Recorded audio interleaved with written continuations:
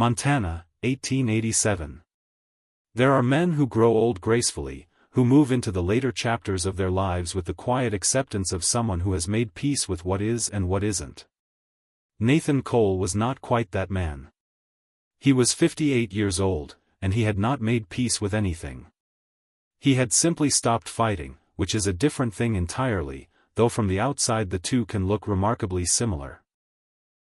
He ran a cattle ranch 12 miles outside of Millbrook, Montana, on land his father had broken and his own hands had kept, 300 acres of high grass and rocky creek beds and the particular silence of a place where one person has lived alone for too long. The ranch was good. The cattle were healthy. The fences held. Nathan himself was the thing that had stopped being tended. Not dramatically, not in any way that anyone would have pointed to directly. He ate, he worked, he spoke when spoken to, and was considered by everyone in Millbrook County to be a decent man of sound character. He went to church on Sundays and to the feed store on Thursdays and came home both times without anything having changed. His wife Sarah had died 11 years ago, not suddenly. The fever had taken 3 months to do what it did, which in some ways was worse than sudden, because he had watched it coming and been unable to stop it. After Sarah, there had been grief and then work and then more work and then a kind of settled quietness that he had eventually stopped distinguishing from contentment. He was 58 years old.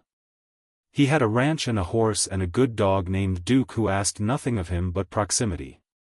He had, without fully deciding to, concluded that this was sufficient.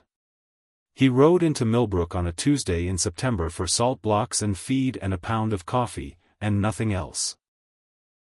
He came home with a name he couldn't stop thinking about, which was, all things considered, the more significant purchase. Emily Hart had arrived in Millbrook 3 weeks before Nathan first saw her. She was 29 years old. She had come from Denver to take the position vacated by old Mr. Hennessy, who had retired in June after 22 years of teaching Millbrook's children everything he knew. She had dark hair and steady eyes and the particular quality of someone who listens completely. Not waiting for their turn to speak, but actually receiving what is said and doing something with it. Within 3 weeks, she had become the most talked about person in Millbrook County, which was not a large county.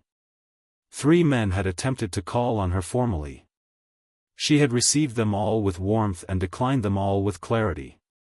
The banker's son, Charles Whitfield Jr., prosperous, handsome, 26, had sent flowers twice. She had put them in the schoolroom where the children could enjoy them, which Charles had not intended, but Emily thought was the better use of flowers. Nathan watched none of this. He was 12 miles out and had no occasion to be in town more than once a week. She spoke to him first. "Excuse me," she said from the schoolhouse steps. "You wouldn't happen to know where I could find someone who could look at my stove? It's been smoking badly since last week, and the children are suffering for it." He stopped his horse. He looked at her. She looked back at him with the direct, patient gaze of someone who has asked a reasonable question and is waiting for a reasonable answer. "Walt Higgins," he said. "Hardware store. Tell him Nathan Cole sent you, and he won't overcharge." "Thank you," she said. "Then, I'm Emily Hart. I teach here." "I know," he said. "Nathan Cole. I ranch." "I know," she said. He rode on. 14 seconds of conversation. He counted them later, which he did not admit to anyone. He did, however, mention Walt Higgins's name to Walt himself the following Thursday, just to ensure the stove situation was properly handled. "Already handled," Walt said, with a look that Nathan chose not to interpret. "Good," Nathan said. He bought his coffee and left. Walt watched him go and said nothing, but he was smiling. Nathan didn't see that either. She came to the ranch for the first time in October. She had a student, young Peter Aldridge, 11 years old, whose father ran the property 2 miles south of Nathan's. Peter had been missing school, and Emily made a practice of visiting the homes of children who missed school. She stopped at his gate on the way back. "Your fences are in good condition," she said by way of greeting. He was repairing the gate hinge. He looked up slowly, the way a man does when he's not sure what he's looking at. "Thank you. Peter says you taught him to ride last summer." "His father asked me to. He says you're patient with horses." She studied the mare tied at the post. "And apparently with 11-year-old boys. Horses are easier," he said. She laughed, quick and genuine, the kind that arrives before the person decides to allow it. "I'll remember that the next time Peter gives me trouble, though I suspect comparing him to a horse won't help." He almost smiled. Almost. She stayed 20 minutes, talking about Peter, the school, whether winter was coming early. When she left, he went back to the hinge and found, somewhat to his surprise, that the afternoon had acquired a quality it hadn't had before. She came back 2 weeks later with a book about cattle management she'd found in the school library. He took it. He had already read it 10 years ago. He read it again anyway, which he told himself was because the chapter on winter grazing had new relevance, and not for any other reason. The third visit, he was ready for her. He had made coffee, 2 cups, without thinking about it. Then he had looked at the 2 cups on the kitchen table and thought about what that meant, and decided not to think about it further. She arrived at 2, as she generally did, and he handed her the coffee, and she took it the way she took everything, directly, without performance, and sat at his kitchen table. She looked at the 2 cups, then at him, then back at the cups. She said nothing. He said nothing. Duke the dog walked in, looked at both of them, and walked back out. "Smart dog," Emily said finally. "Yes," Nathan said. "He knows when to leave a room." There was a pause. Then Emily smiled into her coffee, and Nathan looked at the wall, and the kitchen was very quiet and somehow, inexplicably, entirely comfortable. The town noticed. Towns always notice. By November, the Tuesday visits were known about. Emily rode past the feed store and the dry goods and the church on her way out of town, and people in Millbrook had eyes and opinions and, most critically, time. The opinions were various and delivered with the enthusiasm of people who didn't have enough to discuss. Alice Reed, who had known Nathan for 30 years, thought it was wonderful. "That man has been alone since Sarah," she told anyone who would listen, which was everyone. "It's been 11 years. 11? I've been worried." Charles Whitfield Sr. thought it was inappropriate and said so carefully to the right people. Walt Higgins at the hardware store, when asked his opinion, said only, he came back to ask about that stove. When pressed to explain what that meant, he smiled and found something to do in the back room. The banker's son, Charles Jr., was less philosophical. He had sent flowers twice and had them returned in the form of 20 children who had very much enjoyed them, and had some feelings about the situation. He encountered Nathan at the feed store on a Thursday. "I hear Miss Hart has been visiting your ranch," Charles Jr. said, with the careful tone of a man trying to sound casual and not quite managing it. Nathan looked at him. "She visits Peter Aldrich's family, too. And the Hendersons. She visits families of students. Twice a week." Nathan picked up his salt block. "Have a good Thursday, Charles." He rode home. He was not, he told himself, bothered by the conversation. Duke disagreed. The dog could always tell when Nathan was lying to himself and spent the evening sitting closer than usual. Nora Simmons at the post office, who had appointed herself Emily's unofficial informant, reported the exchange to Emily the following morning. Emily listened, nodded, and said, "He picked up his salt block and left." "Yes," Nora said. "Good," Emily said. "That's the correct response." Nora stared at her. "To what?" Emily smiled. "To not being bothered." And she went to teach her class, and Nora stood in the post office for a full minute trying to figure out what had just happened. Emily had not told Nathan, had not told anyone in Millbrook, the real reason she had come to Montana. Not the short version she gave at church socials, not the practical one about the teaching position, the real reason, the one she had spent a year learning how to say. She was saving for the right moment. She suspected the right moment was closer than she had planned. What she had learned in the year before Millbrook was the difference between a life that looked right and a life that felt right. She had spent 29 years being told they were the same thing. She now knew they weren't. She had come to Montana to find out what was hers. She had not expected Nathan Cole to be part of that answer. But there was something in him she recognized. Not his age, not his history. Something in the quality of his attention. The way he listened without waiting for his turn, the way he said true things plainly, the way he had made 2 cups of coffee before he knew she was coming and had never once mentioned it. She had spent 29 years around people performing versions of themselves.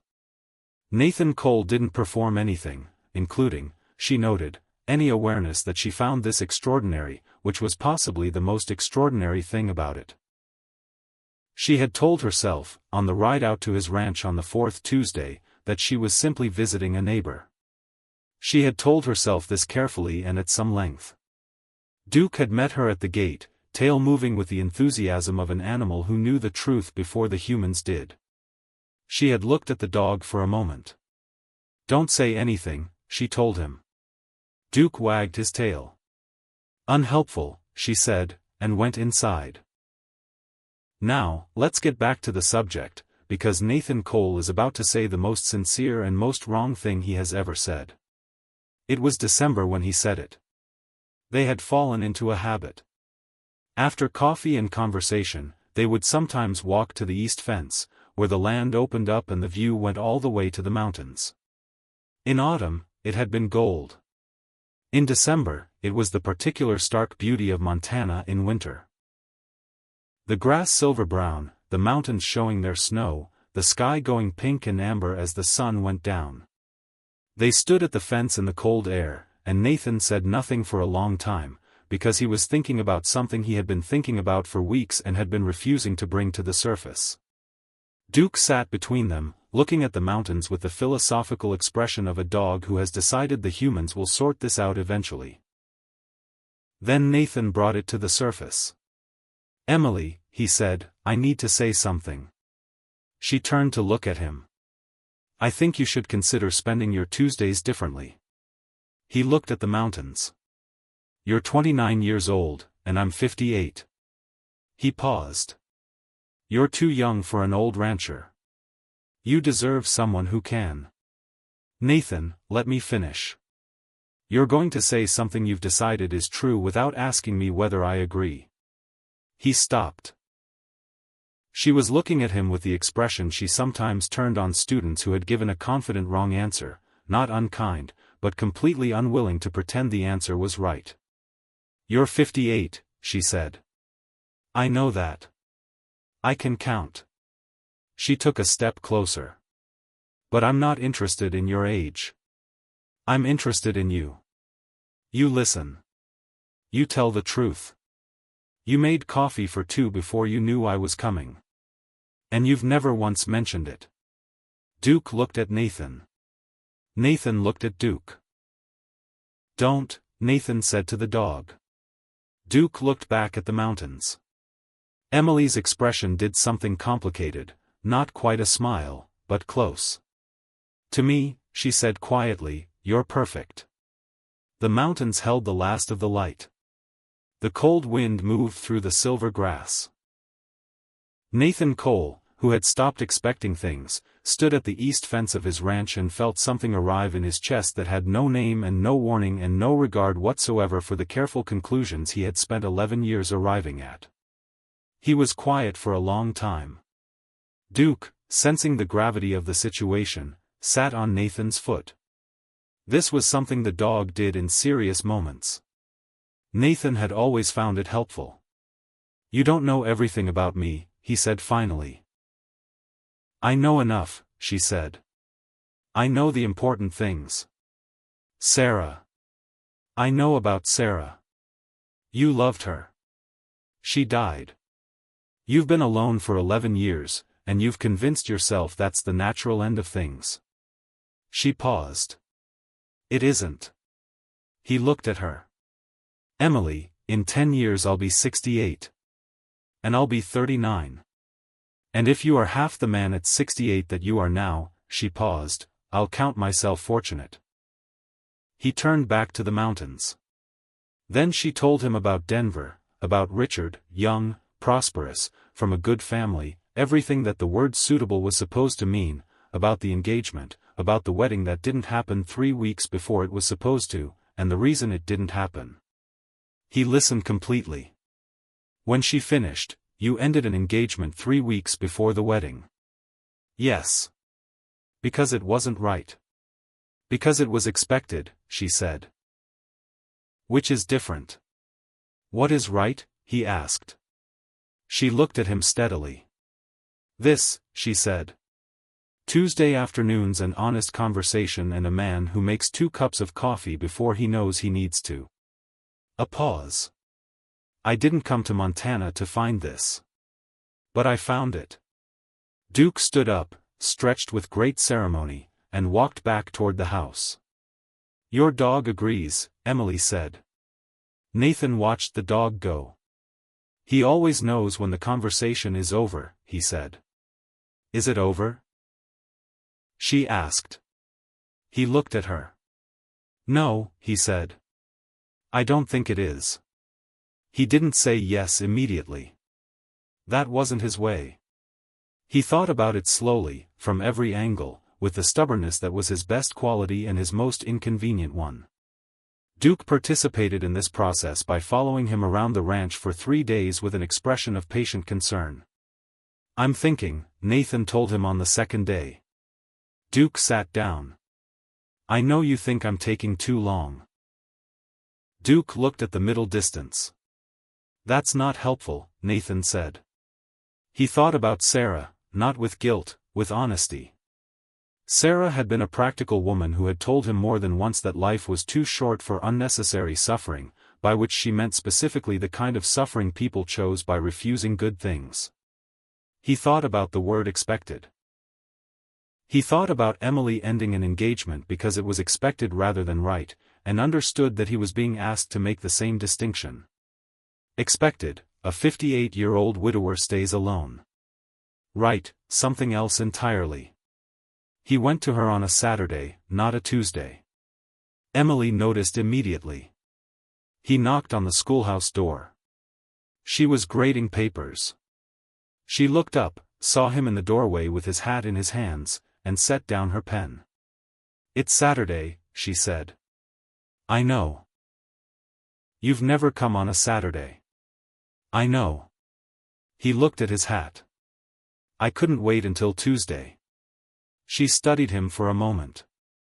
I've told a lot of stories in my time, and the one that gets me every time is the man who finally stops talking himself out of something real and just walks through the door. Nathan Cole walked through that door on a Saturday in December, and I think he knew before he knocked how it was going to go. He just needed to get there. Emily stood up from her desk. You'd better come in, then, she said. It's cold in that doorway. He came in. The Montana winter light fell through the schoolhouse windows, clear and honest, the way it does in December. And Duke, who had followed Nathan the 12 miles into town and was sitting outside the door with the self-satisfaction of a dog who has managed events to his liking, put his head down on his paws and waited. He stood in front of her desk. I've been thinking, he said. I know, she said. You think slowly.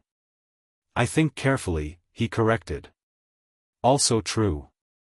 She folded her hands on the desk with the patience of a school teacher who has waited for slower students than this. What have you concluded?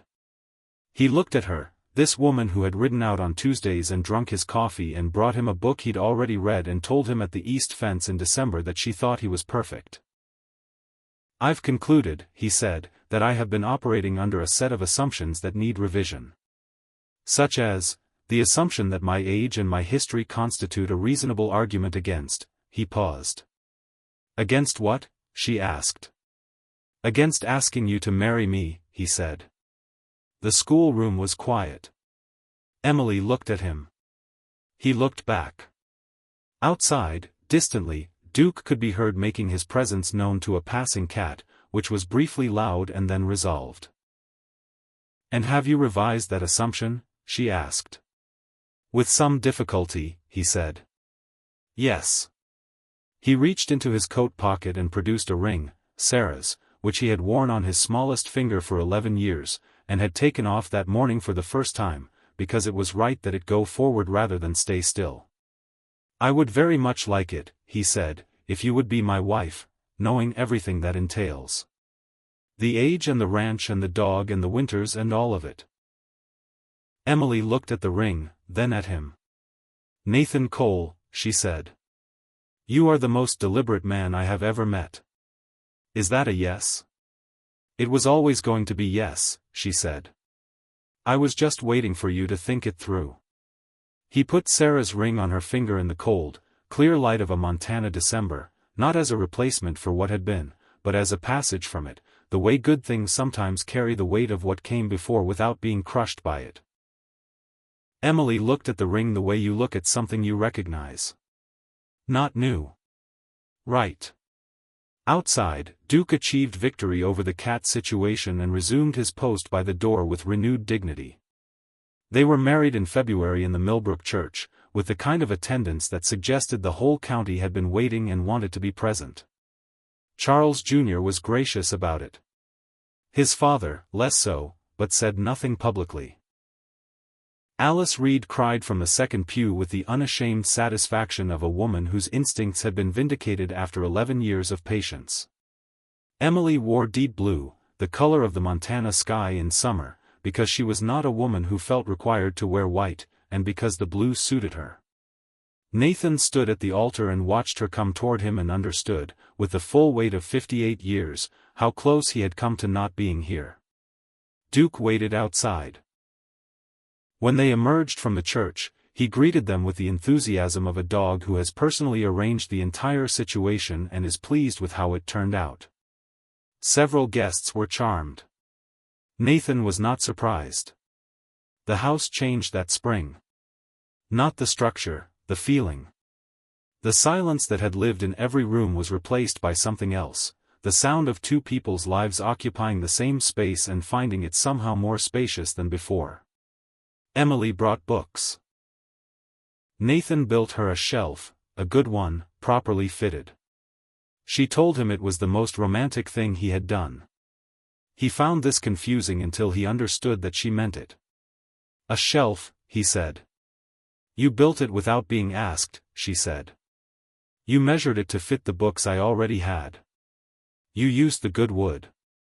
He considered this. "That's romantic?" "Nathan," she said patiently, "that is entirely romantic." He went back to his coffee, but he was smiling.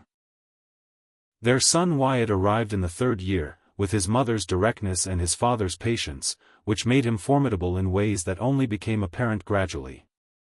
Nathan was 61. He had worried about this, about being an older father. He mentioned it to Emily once. "Can you teach him to ride?" she asked. "Of course." "Can you teach him to mend a fence, read weather, keep his word?" "Yes." "Then," she said, "you're exactly what he needs." He didn't bring it up again. Their daughter Grace arrived in the 5th year, small and determined and funny in the way Emily was funny, which meant the house was considerably louder. Grace could also, by the age of 4, defeat Nathan at any argument she chose to enter, which he maintained was her mother's influence, and which Emily maintained was simply the natural result of paying attention. On a summer evening in their 10th year together, Nathan sat on the porch. Somewhere in the fields, Wyatt and Grace were arguing about something. He could hear it in the rhythm of their voices without hearing the words, and he knew that tomorrow neither of them would remember what it was about. He found he didn't mind. The second Duke, son of the first, same eyes, same opinions, was asleep at his feet. Emily came out with tea. She had converted him eventually from coffee in the evenings. He maintained this was a defeat. She maintained it was an improvement. They had agreed to disagree for 10 years and showed no signs of resolving it. She sat beside him and looked at the mountains. "I was wrong, you know," he said, "about the thing I said at the fence." "I know," she said. "I told you so at the time." "You did.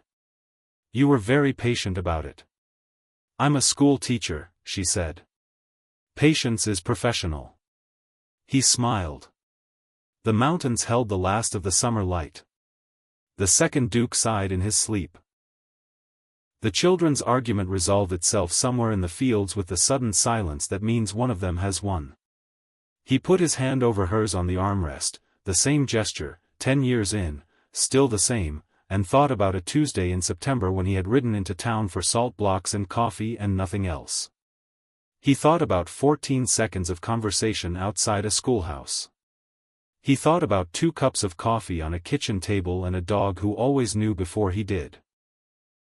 He thought about the east fence in December and the words she had said and how wrong he had been and how grateful he was for it. "Thank you," he said quietly. She looked at him. "For what?" "For counting differently than I did," he said. She put her head against his shoulder. "Someone had to," she said.